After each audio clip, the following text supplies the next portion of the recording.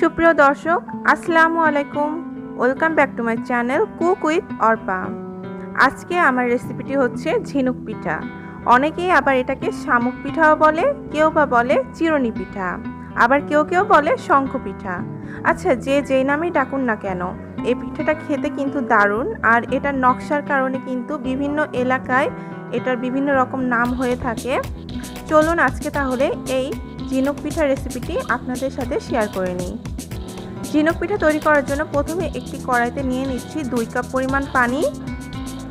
এখন অপেক্ষা করছি পানিতে একটা বলক আসা পর্যন্ত। পানিতে যখন বলক চলে এসেছে তখন আমি এখানে স্বাদ মতো কিছুটা লবণ দিয়ে দিচ্ছি। এখন আমি এখানে দিয়ে দিচ্ছি 1.25 কাপ পরিমাণ চালের গুঁড়া। যতটুকু পানি নেবেন তার থেকে হালকা কিছুটা কম চালের গুঁড়া দিতে হবে। এখন এটাকে একটু মেলে দিচ্ছি এবং ঢাকা দিয়ে অপেক্ষা করছি 1 মিনিটের মতো।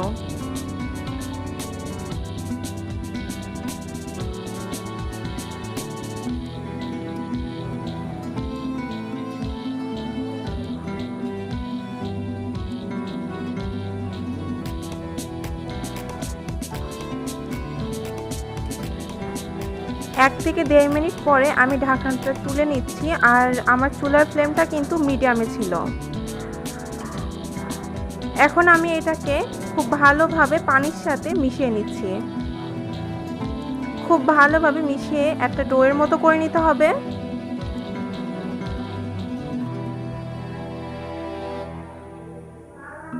আমি কিন্তু চুলাটা এই পর্যায়ে বন্ধ করে দিয়েছি এবং খুব ভালোভাবে মিশিয়ে নিয়েছি।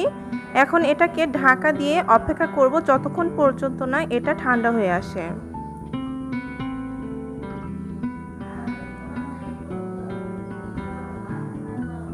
আমি এটাকে একটা সাইডে রেখে ঠান্ডা করে নিয়েছি। এটা কিন্তু এখন কুসুম গরম অবস্থায় রয়েছে। আমি ঢাকনাটা তুলে নিচ্ছি। এখন এটাকে একটা বোলের মধ্যে নিয়ে নিচ্ছি। আমি এখানে একটা বোলের মধ্যে নিয়ে নিয়েছি। এখন এটাকে খুব ভালোভাবে মথে নিতে হবে। আপনাদের ডোটা যদি হার্ড হয়ে থাকে তাহলে কিন্তু এই পর্যায়ে কুসুম গরম পানি অ্যাড করে এটাকে সফট একটা ডো তৈরি করে নিতে হবে। খুব বেশি সফট করা যাবে না। আমরা অনেকটা নকশি পিঠা বানানোর জন্য যেরকম ডো তৈরি করে থাকি অনেকটা সেরকমই হবে। আমি খুব ভালোভাবে এটাকে মথে নিয়েছি।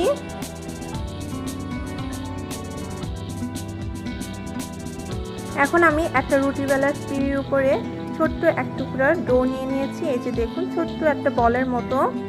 আপনারা কিন্তু পিঠাগুলো ছোট অথবা আরও বড় করতে পারেন। আমি এরকম সাইজেরই করে নিচ্ছি আমার পছন্দ অনুযায়ী। কিছুটা ময়দা দিয়ে এরকম গোল একটু লম্বাটে মতো করে নিয়েছি। আর এই যে দেখুন, আমি এখানে 2টা চিরুনি নিয়ে নিয়েছি। আপনারা চেষ্টা করবেন পরিষ্কার চিরুনিটা নেওয়ার জন্য এবং নতুন চিরুনি নিলে ভালো হয়। আমি এখানে 2টা নতুন চিরুনি নিয়ে নিয়েছি। আর এই যে দেখুন, নিচে একটা চিরুনি দিয়ে উপর দিয়ে আরেকটা চিরুনি দিয়ে ঠিক এইভাবে টান দিলেই কিন্তু এক একটা ঝিনুক পিঠা তৈরি হয়ে যাবে। দেখতেই পাচ্ছেন পিঠাগুলো একদম ঝিনুকের মতোই দেখতে। আরেকবার দেখিয়ে দিই, এরকম গোল করে হালকা একটু চাপ দিয়ে এরকম লম্বা করে নিতে হবে। একদিক একটু মোটা থাকবে, আরেক দিকে একটু চিকন থাকবে। তারপর নিচে একটা চিরুনির উপর দিয়ে আরেকটা চিরুনি দিয়ে এইভাবে টান দিলে, আসলে এটা বলে বোঝানোর মতো কিছু না, দেখে বুঝে নিতে হবে। খুবই সহজ, কঠিন কিছু না। আর 2টা চিরুনিতেই কিন্তু ময়দা মাখিয়ে নিতে হবে, তাহলে খুব সহজেই এই পিঠাগুলো ছেড়ে আসবে। বারবার ময়দা মাখিয়ে নিতে হবে আর এইভাবে পিঠাগুলো তৈরি করে নিতে হবে। আশা করছি আপনারা বুঝতে পেরেছেন, খুবই সহজ এবং খুব ইজিভাবে হয়ে যাচ্ছে দেখুন। আর এক একটা পিঠার ডিজাইন কিন্তু খুব সুন্দরভাবে হয়ে যাচ্ছে। এই একইভাবে আমি সবগুলো পিঠা তৈরি করে নিয়েছি। এই যে দেখুন, আর 1.25 কাপ ময়দা দিয়ে আমার এতগুলো পিঠা তৈরি হয়ে গিয়েছে।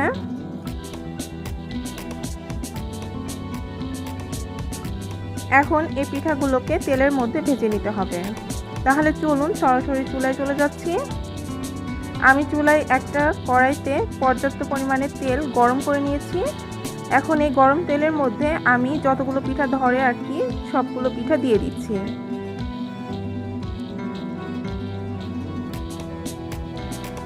চুলার ফ্লেমটা কিন্তু মিডিয়ামে আছে।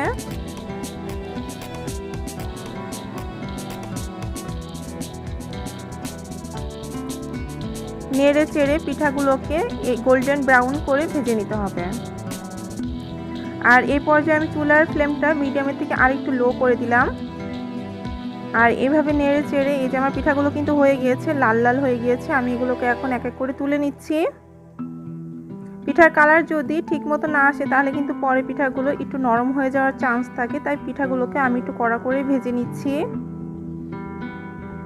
আর এই পিঠাগুলোকে কিন্তু আপনারা 1 মাসের মতো সংরক্ষণ করেও খেতে পারবেন। 1 মাসের বেশি সময় ধরে এই পিঠাগুলো সংরক্ষণ করে খাওয়া যায়।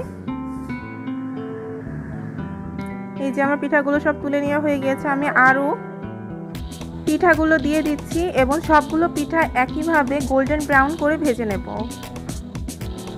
প্রথম দিকে চুলার ফ্লেমটা মিডিয়ামে রাখতে হবে এবং পরে যখন কালার আসতে শুরু করবে তখন কিন্তু চুলার ফ্লেমটা মিডিয়াম থেকে একটু লোতে করে দিতে হবে।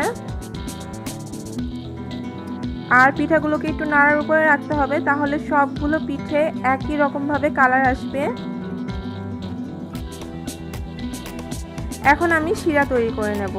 আমি এখানে একটা কড়াইতে 1/2 কাপ চিনি এবং 1/2 কাপ পানি দিয়ে জাল করে নিয়েছি। আর এর মধ্যে আমি 2 টেবিল চামচ আখের গুড় দিয়ে দিয়েছি। আখের গুড়টা দিলে আমার কাছে খুব ভালো লাগে, তবে আপনারা চাইলে গুড়টা স্কিপ করতে পারেন। আর দিয়ে দিয়েছি একটা তেজপাতা আর 4-5 টুকরো দারচিনি।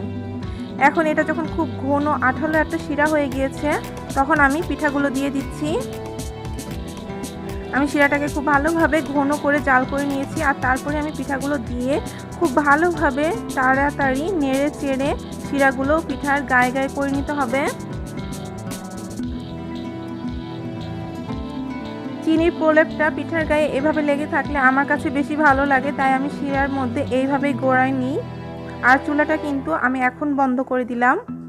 আর এই যে দেখুন আমার পিঠাগুলো কিন্তু তৈরি হয়ে গিয়েছে। এখন পিঠাগুলো কিছুটা ঠান্ডা হয়ে আসলে তারপর আমি সার্ভ করে নেব। এই তো সেই সাথে তৈরি হয়ে গেল ভীষণ মজার ঝিনুক পিঠা। আর এই তো দেখতে পাচ্ছেন চিনির প্রলেপটা কিন্তু পিঠার গায়ে লেগে লেগে আছে। এটা কিন্তু আমার কাছে খুবই ভালো লাগে চিনির প্রলেপটা উপরে লেগে থাকলে। আপনারা যদি এই প্রলেপটা না চান তাহলে কিন্তু শিরার মধ্যে পিঠাগুলো ডুবিয়ে তুলে নিতে পারেন, তাহলে আর উপরে চিনির প্রলেপটা হবে না। আজ তাহলে এখানেই বিদায় নিচ্ছি। আশা করছি আমার আজকের রেসিপি আপনাদের ভালো লেগেছে। ভালো লেগে থাকলে অবশ্যই সাবস্ক্রাইব করে পাশে থাকবেন। আল্লাহ হাফেজ।